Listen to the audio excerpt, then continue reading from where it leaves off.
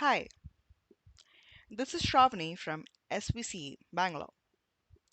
Today, we're going to learn about HTML and its structure. So, what is HTML? HTML stands for Hypertext Markup Language. It is used to design web pages using a markup language. HTML is the combination of hypertext and markup language. So, hypertext defines the link between web pages, and a markup language is used to define the text document within the tag, which defines the structure of web pages. Both of them together makes up a language that is used to control the website.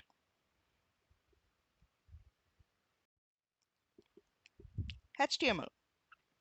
This language is used to annotate, which is like make notes for the computer so that a machine can understand it and manipulate the text accordingly.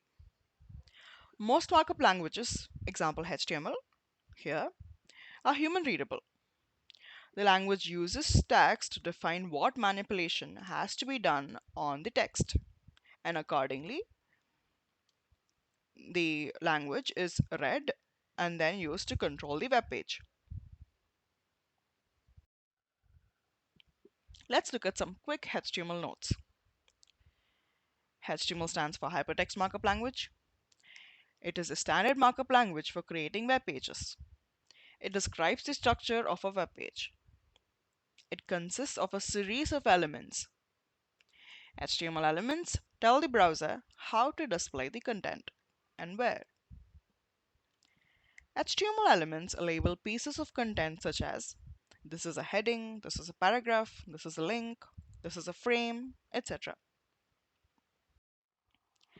Every page you create, okay, let's look at the structure of HTML page. That is, every page you create should have a structure to make your web page more efficient and clear, which is a given. Firstly, you have to know structure of HTML tags, and then consequently, you would know the structure of the whole HTML page. Let's look at the tags responsible for HTML. So they're kind of uh, tags based on pairing or singular. So any tag that like needs a closing tag is a pair tag, and a tag which does not need a closing tag and could function independently, that would come under singular tags. So pair tags is like they have both opening and closing tags, and like some content between these two tags. For example, let's take paragraph tag.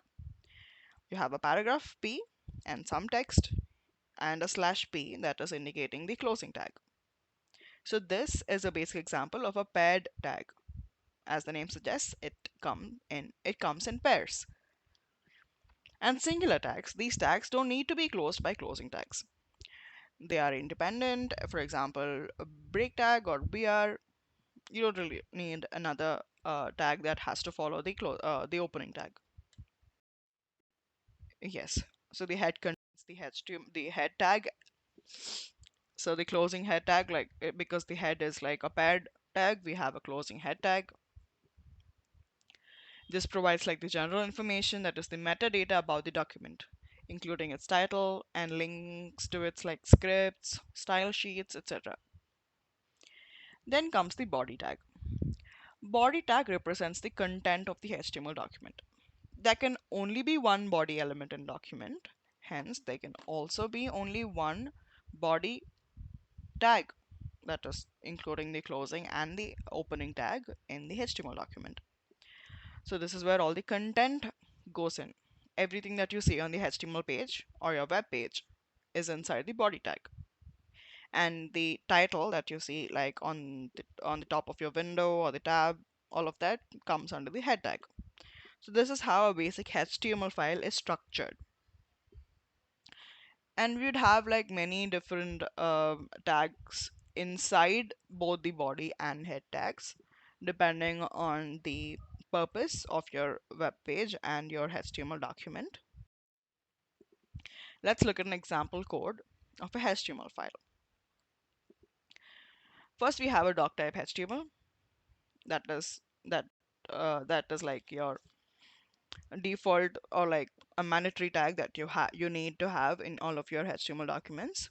It tells like the browser that you'd have to expect a HTML document here, saying doc type HTML. As the name suggests, the document type is HTML. That's what the tag is saying. And then we have a HTML tag that is like the opening HTML tag, and then comes the head section. Here, the head tag is a paired tag, hence we have the opening and a closed tag, inside of which we can see the title tag. The title tag also being a closed tag, here is where the title of my website goes. Your website title, the content is inside these two tags, and correspondingly, this title tag is inside the head tag. Next, we have the body section. So the body section has a visible content.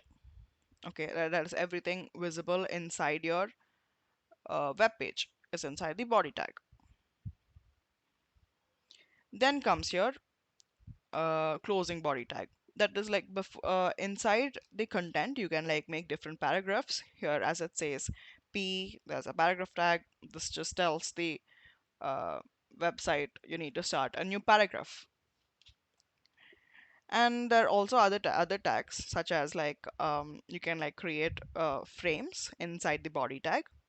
This like helps create different frames and like divides the web page for aesthetic purposes. And there is also tags such as division, that is div tags. These are like part of the HTML document. And there is like a heading tags, that is h1 for like different kinds of titles. For example, you can use h1 to h5, that is like varying sizes of the heading. You can also include image inside your body using the image tag. This creates a space for you to insert your image. And similarly, you have various other features that defines a web page. And this ends with your closing HTML tag. So this is the basic structure of a HTML document. And that's where we end today, and thank you.